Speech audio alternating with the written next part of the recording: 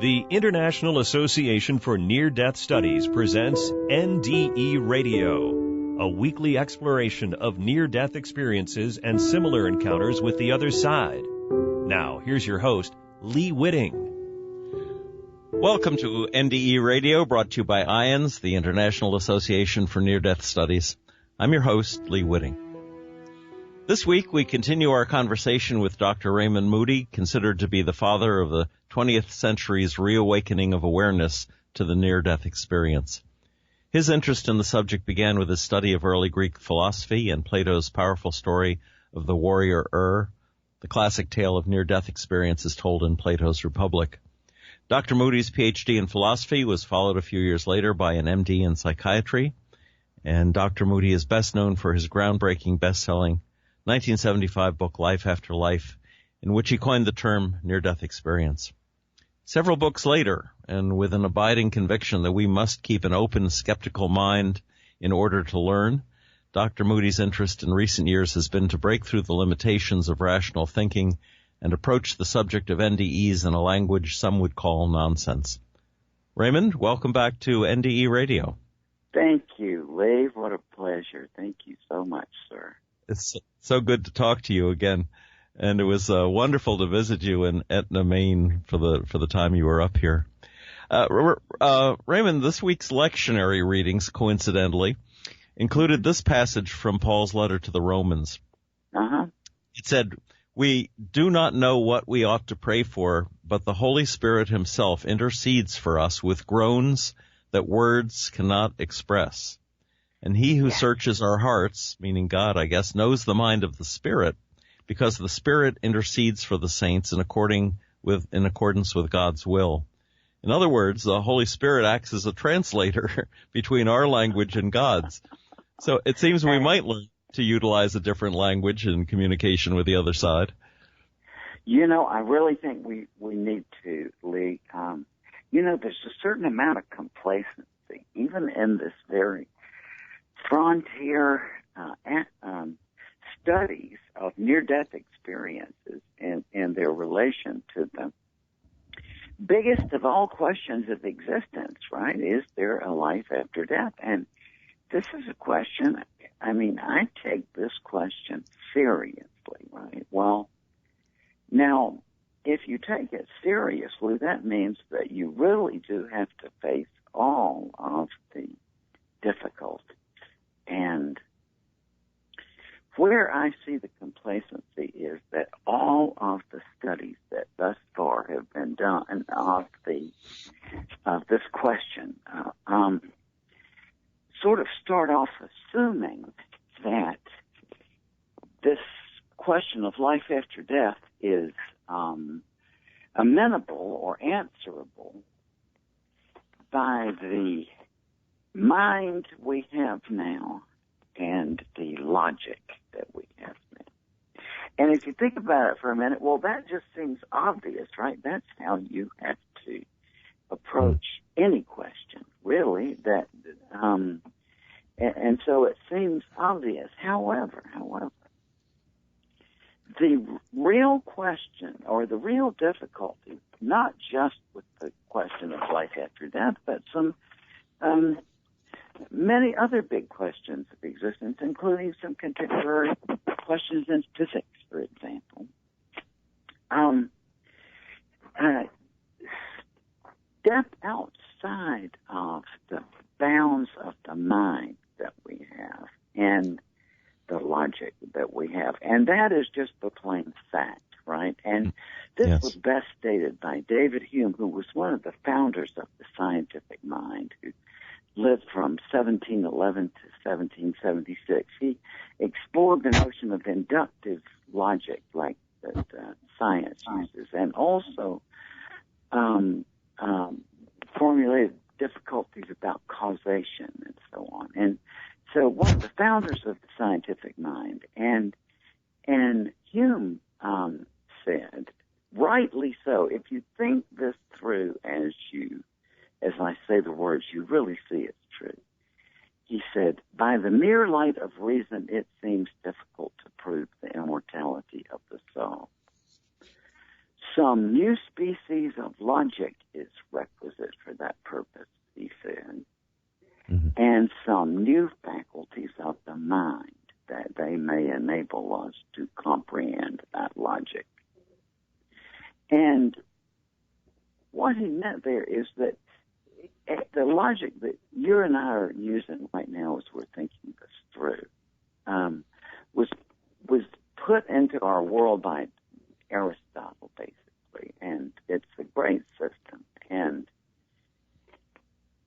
questions like life after death, because they involve a sort of difficulty in conceptualization. And really, literally, if you think about it, this seems so trite that people talk about the literal meaning. Well, what is the literal meaning of there is life after death is there is life after the final irreversible cessation of life, which is a self-contradiction. And in reality, in the real world, that is the difficulty, that there is no clear notion of an afterlife that's clear enough or verifiable in some specific way.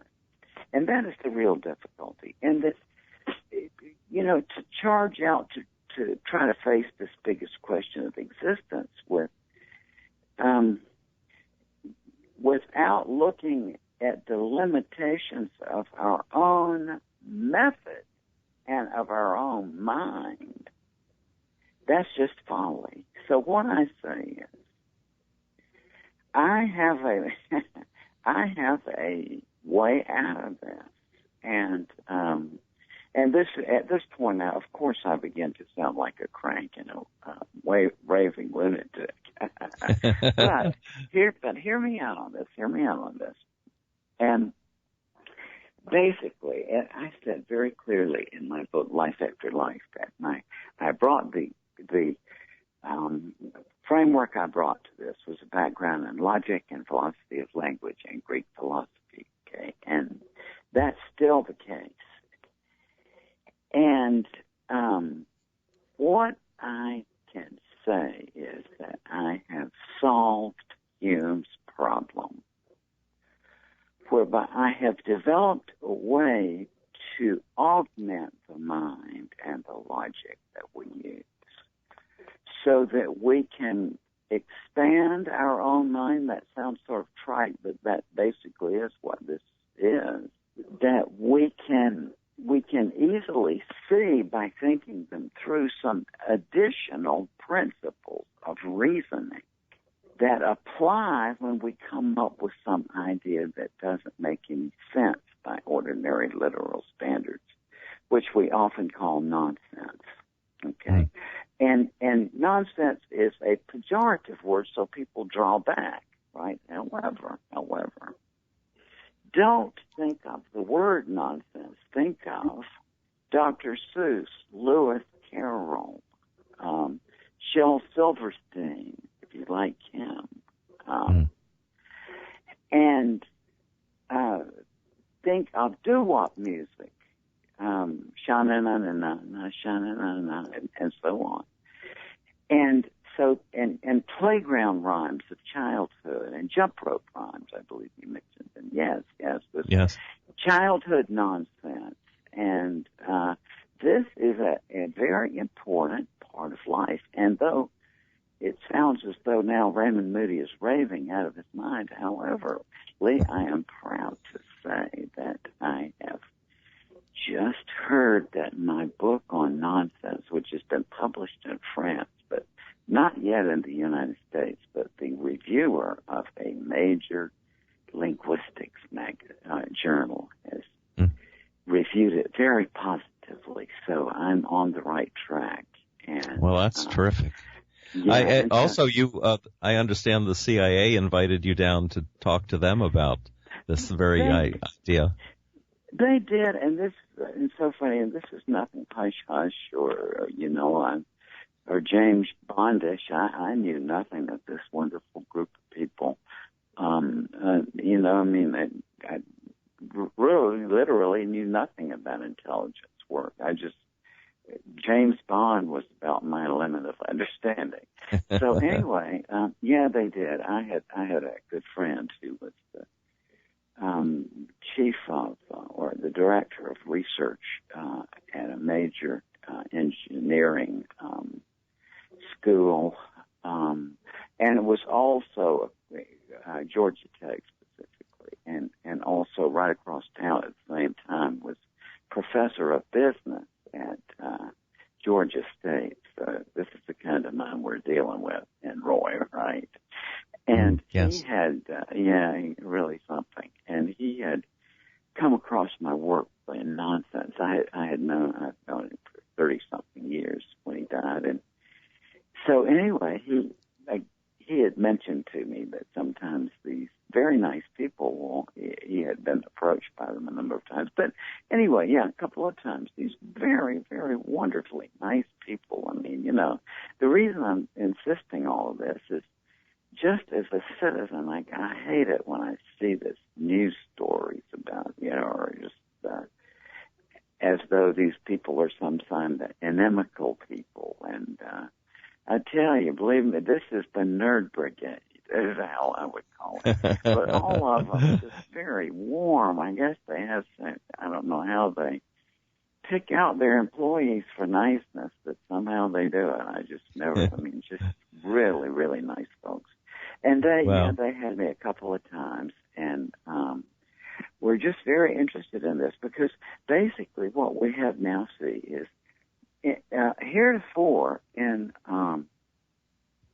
when we look in any science journal or even the science magazine, like you pick up like Americans, the New Scientist or Scientific American or Nature or whatever, just any of them, just look at them for a few weeks and you'll see, just read closely, and you'll see that it's very common in science or any other learned field for people to say about somebody else's point of view, oh, that's unintelligible nonsense, right? This is just a constantly recurrent way of arguing in science journals and the public arenas too. All right. Now, up to this point, what it meant was that if you could show that something was unintelligible nonsense, like that it didn't convey any meaning to it, we would just have to stop the inquiry at that point.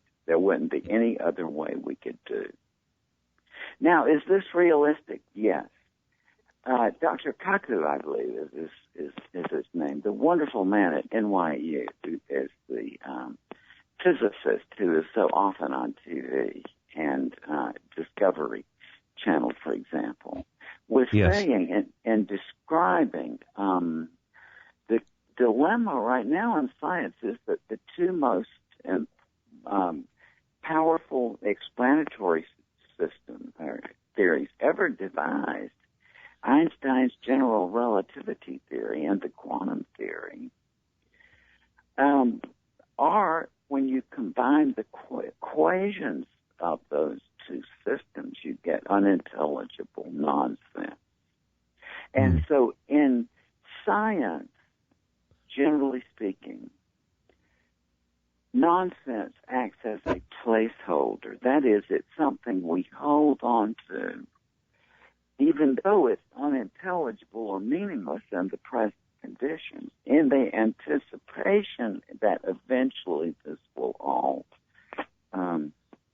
sort out and we will figure out a meaningful, intelligible solution to it. Right? Now that is exactly where we are in study of near-death experiences, like it or not, because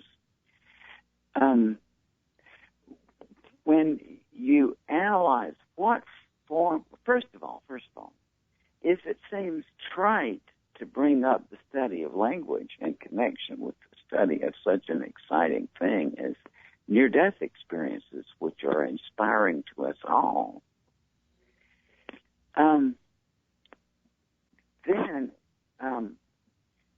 you got to immediately think, but just a minute, the only thing we have to hold on to about somebody's near-death experience is their narrative account of it. Isn't that true? That Yes.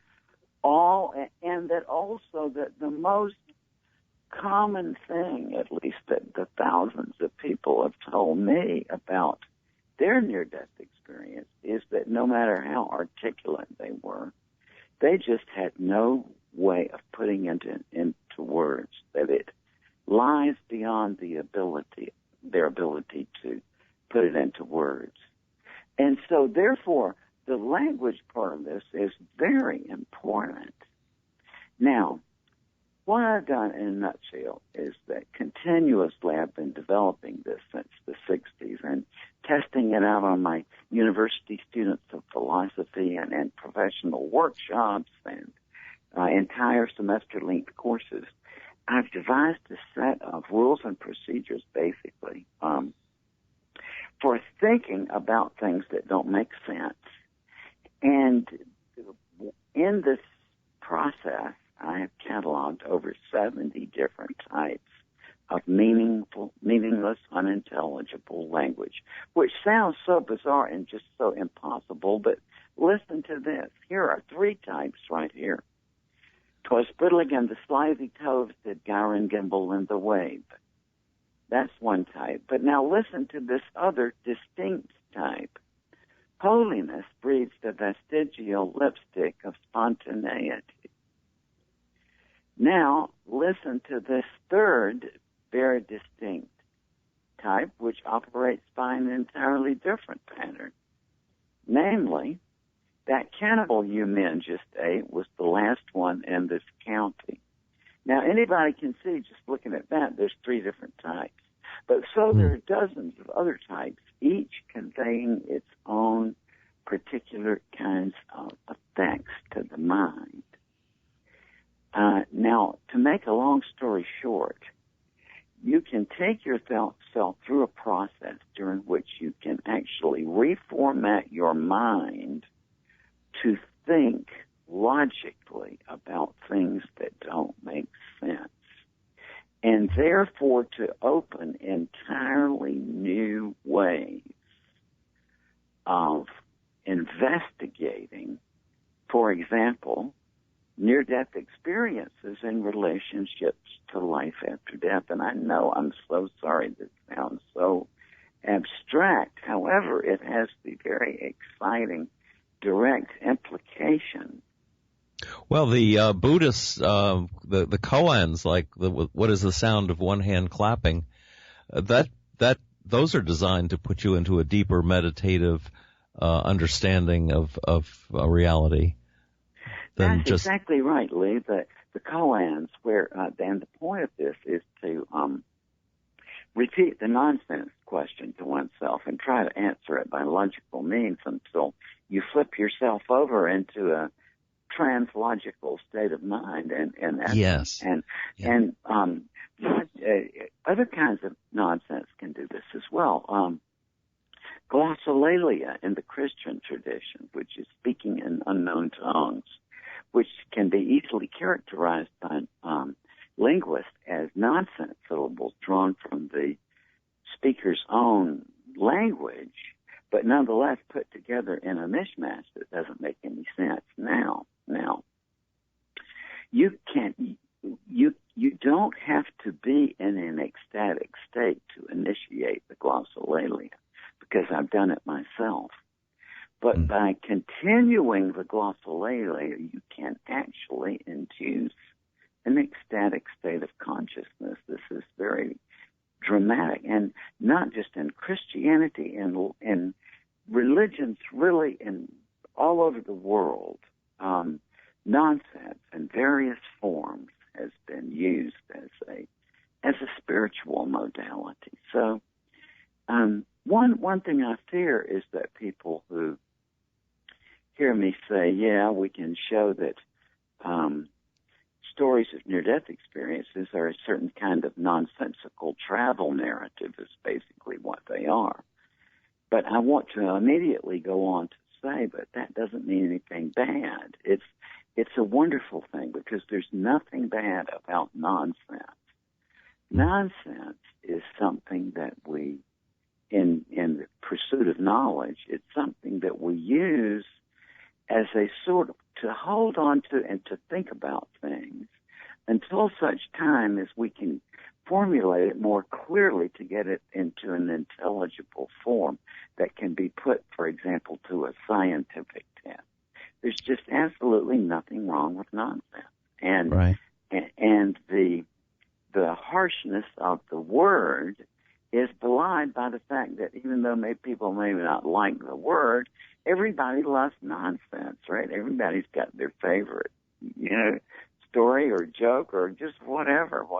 So it's time we take this seriously. As I'm very proud, as I said, that this. The stories, the NDE stories that people come back with, sometimes remind me of the fact that Jesus taught in parables, that he didn't say things straight out, but gave you a story to meditate on. Yes, and Lee, it is so true that we have to have the stories with the near-death experiences, right? I mean, yes. It's Plato mentioned that. He said there's always got to be a storyline because the notion of an afterlife is somewhat obscure. You've got to have a storyline to get the thought about it started. But then he went on to point out also that you need some concepts. And I find it's kind of like basically what happened was that when this came back into focus as a topic of rational pursuit, the afterlife back in the late 19th century, and instead of thinking first, well, what method do we apply to this question, they leapt immediately, unthinkingly, to say, oh, let's use science. And there was their flaw.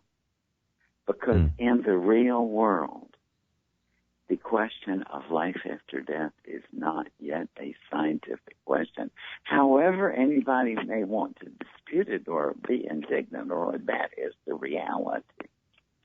And so to take the question seriously means thinking through and facing all the dilemmas. And the dilemma, which many great people have pointed out, is that the sentence, there is life after death, certainly conveys beautiful thoughts to our mind and images and hopes and dreams and all these things, and that nonetheless that it and all of its synonyms really don't convey an intelligible meaning that can be put to a meaningful scientific test. It's the real deal. And so to face that means to get around that by altering our minds, right? Like to reshaping our minds and expanding our minds to fit the problem. And that's what we can do now. All we got to do is we got to think through about the simple rules that underlie how to think about things that are unintelligible. And it's fun. So I'm happy to say that, as I mentioned a long time ago, I knew that eventually somebody who had been through one of my seminars would have a near-death experience just by chance later, and that I was certain from my, unfortunately, it can't be explained in a few sentences, but if I could just get to the point that somebody who went into a near-death experience, who already had a logic of nonsense or on board or knew how to think about unintelligible things, would be enabled by that new knowledge to reformulate the typical travel narrative format. I got out of my body, I went through a tunnel into a light, I returned to my body and came back to life. That's a travel narrative. To reformulate it in a way that is closer to an intelligible description. And that has now happened. October 15th, 2015, I heard from a very distinguished man, a scientist and distinguished artist as well.